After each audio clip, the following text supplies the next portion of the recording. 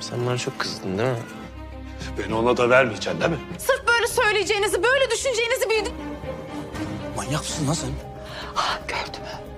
Tamamdır, o zaman ben hemen gönderiyorum. Bırak kızımı. Ne oluyor ya burada? Ya yapacağım, tutma beni. Allah'ım bizi bir daha...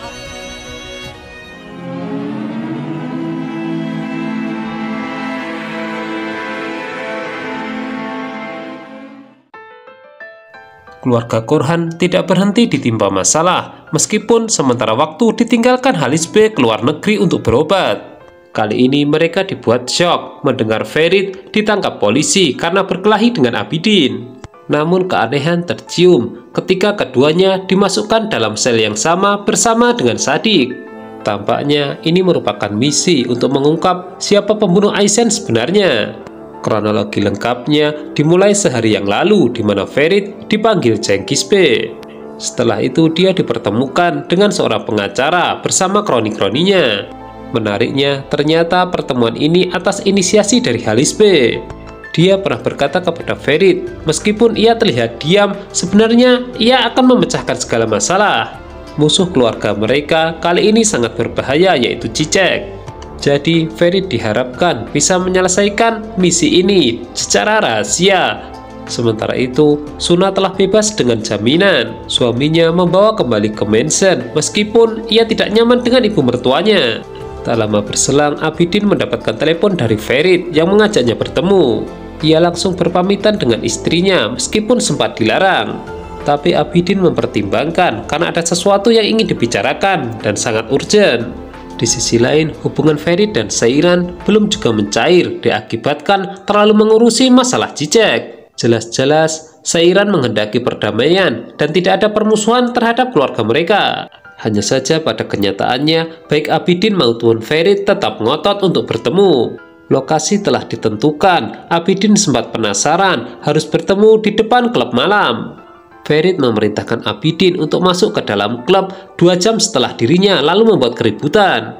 Tentu perintah ini sangat membingungkan, hanya saja Abidin senang karena ia masih memiliki masalah dengan Ferit.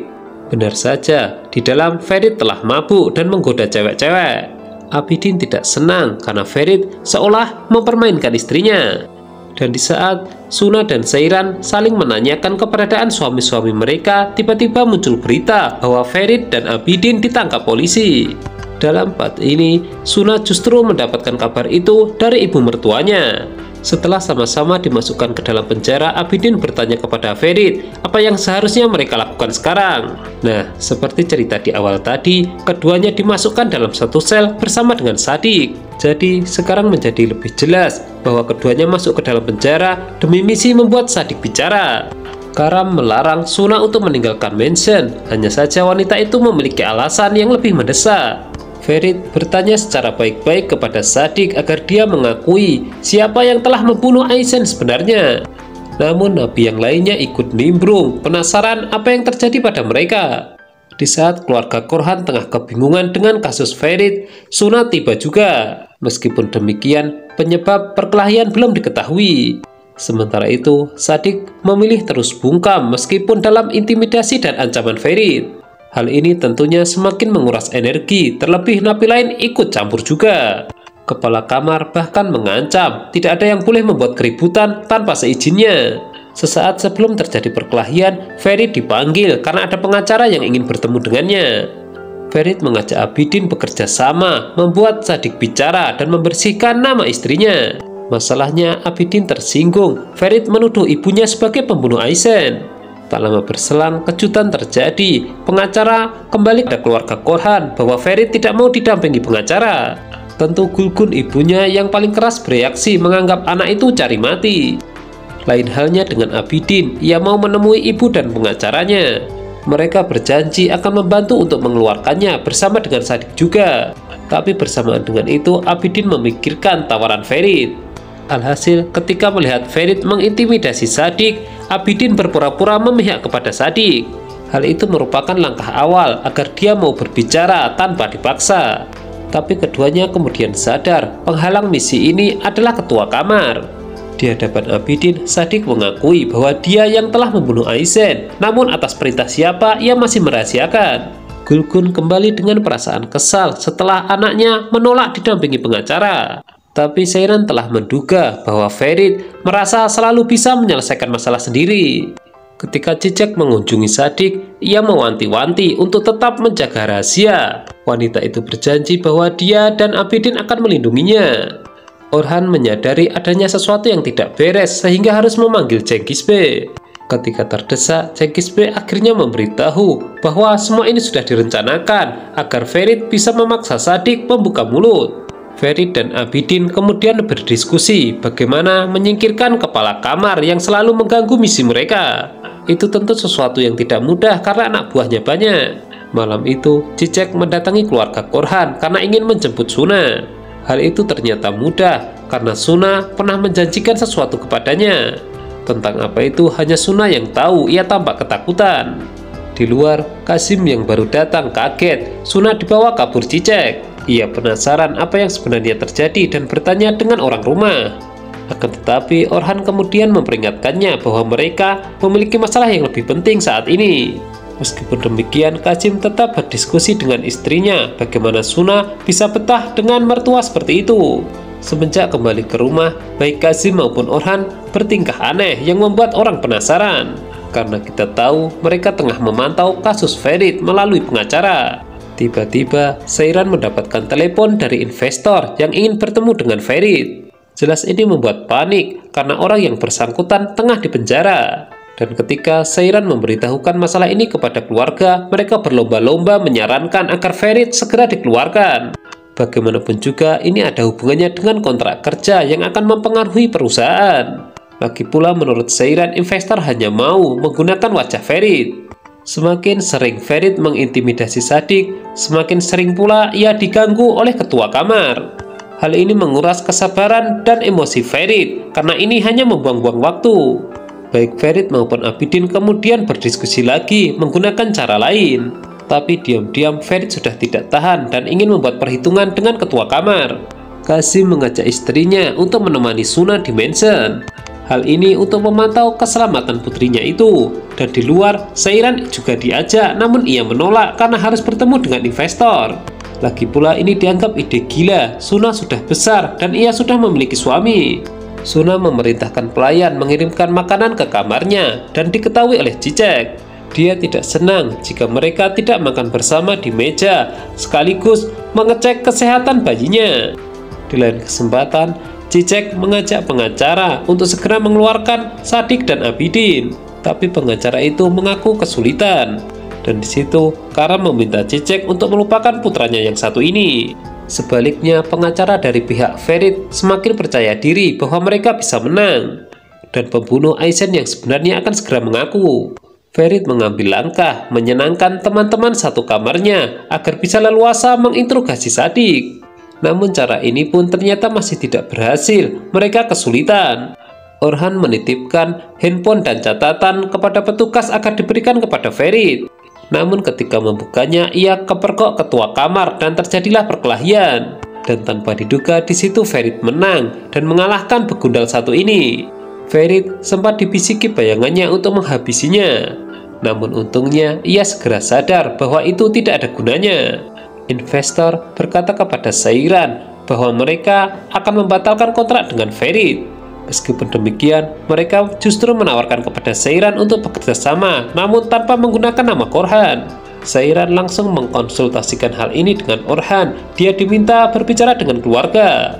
Sementara itu, Suna bermaksud keluar dari mansion mencari udara segar, namun dihentikan Cicek. Ketegangan ini memaksa Karam untuk ikut turun tangan menghentikan kepergian Suna. Tapi di waktu yang sama di luar juga terjadi ketegangan karena Kasim dan istrinya ingin masuk ke mansion. Secara mengejutkan mereka ingin tinggal bersama putri mereka. Cicek yang sudah putus asa kemudian membujuk Suna untuk memberitahu kedua orang tuanya. Hal itu segera dilakukan, hanya saja Kasim beserta istrinya tetap ngotot. Ini mengenai keselamatan, lagi pula Abidin suaminya tidak berada di rumah. Sementara itu, Ferit dan Abidin juga sudah putus asa, tidak mampu membuat Sadik bicara. Tiba-tiba ketua kamar mulai luluh karena telah dikalahkan oleh Ferit. Nah, ini merupakan angin segar. Ferit bisa leluasa mengintimidasi Sadik lagi. Ifakat kecewa, kontrak Ferit dibatalkan dan justru Seiran yang akan menandatangani kontrak baru. Ini dianggapnya tidak adil, terlebih jika Ferit tahu pasti dia akan marah.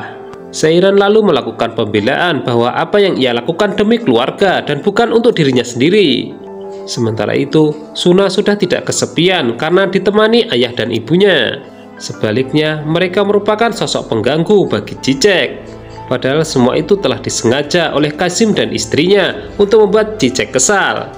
Tidak jauh beda di ruangan lain, Qasim membuat kesal Kerem dengan bersuara terlalu berisik. Namun di balik itu, Qasim akhirnya tahu bagaimana Kerem adalah seorang psikopat. Kesemrawutan yang terjadi membuat mansion semakin panas. Sadik mulai mengadu karena nyawanya terancam oleh Ferit. Sementara itu, Ferit mengajak Abidin menjalankan rencana terakhir. Gulgun juga menolak keras apabila Seiran menandatangani kontrak dengan investor tanpa sepengetahuan Ferit. Sebelumnya hanya Orhan yang mendukung. Bagaimanapun juga mereka membutuhkan uang. Seiran semakin bingung ketika dihubungi investor, diminta segera mengirimkan sketsa. Keluarga Qasim sudah mencoba untuk makan bersama di meja makan dengan keluarga Cicek. Namun hasilnya mereka memilih mundur untuk makan di dapur karena selera mereka tidak dituruti. Dari ketidaknyamanan ini mendorong Qasim dan istrinya untuk berjaga-jaga malam ini. Sesuai perintah Ferit, Abidin menawarkan perlindungan kepada Sadik apabila dia ingin selamat, dengan syarat ia mau memberitahu siapa sebenarnya pembunuh Aizen. Dan tanpa sepengetahuan Sadik, percakapan ini pun direkam secara diam-diam. Hingga akhirnya setelah terdesak, Sadik mengakui jika dialah yang telah membunuh Aizen atas perintah Cicek. Pengakuan ini pun sudah cukup untuk dijadikan bukti. Ferit dan Abidin puas sehingga mereka menjadi penguasa kamar. Namun bagaimanapun juga, Abidin masih dilema karena Cicek adalah ibu kandungnya. Kehabisan ide memaksa Seiran pergi ke mansion dengan alasan menemui saudaranya, padahal ia sedang mencari catatan milik Halis B. Proses pencarian pun dilakukan secara terburu-buru, namun mereka berhasil. Proses hukum kini mulai terbalik. Cicek mulai dijadikan tersangka. Ferit mengatakan kepada Abidin bahwa tidak ada yang perlu disesali, bagaimanapun juga kebenaran akan menang. Abidin pun mengaku bahwa ini tidak mudah. Ia sejak kecil sudah berpisah dari orang tuanya. Ferit kembali menghibur bahwa dia adalah keluarganya sekarang. Dalam buku catatan Halis B yang ditemukan Seiran, ternyata terdapat sketsa yang terinspirasi dari Bibi Hatice. Dan itu belum pernah dipublish, hanya saja berguna bagi Seiran untuk menciptakan sketsa baru. Seiran lantas menghubungi keluarganya bahwa dia telah berhasil. Dan itu membuat keluarga Korhan seperti memiliki harapan baru. Tiba-tiba kejutan kembali datang ketika Cengiz B memberitahu bahwa Ferit dan Abidin telah bebas. Pelaku pembunuh Aizen yang sebenarnya akan segera ditangkap dan mereka akan kembali ke mansion. Orhan sengaja baru menceritakan rahasia ini karena semua ini berkat rencana Ferit dan kakeknya. Surat perintah penangkapan Cicek sudah keluar. Ferit meminta Abidin bersyukur nama Suna telah dibersihkan. Di sisi lain, Cicek juga sudah mendengar bahwa Sadik telah mengaku ia bersiap untuk kabur. Suna menemui kejanggalan di sini, di mana Cicek terus menyebut nama Abidin. Sambil berkemas-kemas, Cicek akhirnya menceritakan yang sebenarnya apa yang ia lakukan demi melindungi Suna juga. Menyadari akan kabur, Qasim merebut tas Cicek yang berisi paspor dan dokumen. Namun konsekuensinya, Suna disandera karam. Dalam situasi seperti itu, Cicek masih memikirkan bayi yang dikandung Suna. Di luar, suara sirine mulai bergemuruh. Ferit bersama polisi mulai datang. Karam memilih kabur melompat dari jendela. Abidin mengatakan kepada Cicek bahwa mereka tidak memiliki hubungan apa-apa lagi. Singkat cerita, mansion kembali dikuasai keluarga Korhan. Namun Seiran masih kesal kepada Ferit karena terlalu banyak rahasia yang disembunyikannya. Abidin menyambut keluarga Korhan yang lainnya. Satu persatu spontan bercanda bahwa mereka mengenal bau rumah ini. Tentu tidak perlu penyesuaian terlalu lama karena mereka mengenali ruangan mereka masing-masing. Abidin dengan berat hati menghancurkan gelang pemberian ibunya dan kini memantapkan diri sebagai bagian keluarga Korhan. Berhubung bertepatan dengan bulan Ramadan, semua melakukan buka bersama, sekaligus memanjatkan doa untuk keselamatan keluarga ini. Sementara itu, di luar, Karam masih bebas berkeliaran, memantau mansion. Ia bersumpah untuk membalas dendam. Di sela buka bersama, Seiran mendapatkan pesan dari investor untuk segera melakukan penandatanganan kontrak. Dan ini berpotensi akan menjadi masalah besar, karena Seiran dianggap melakukan sesuatu di belakang Ferit.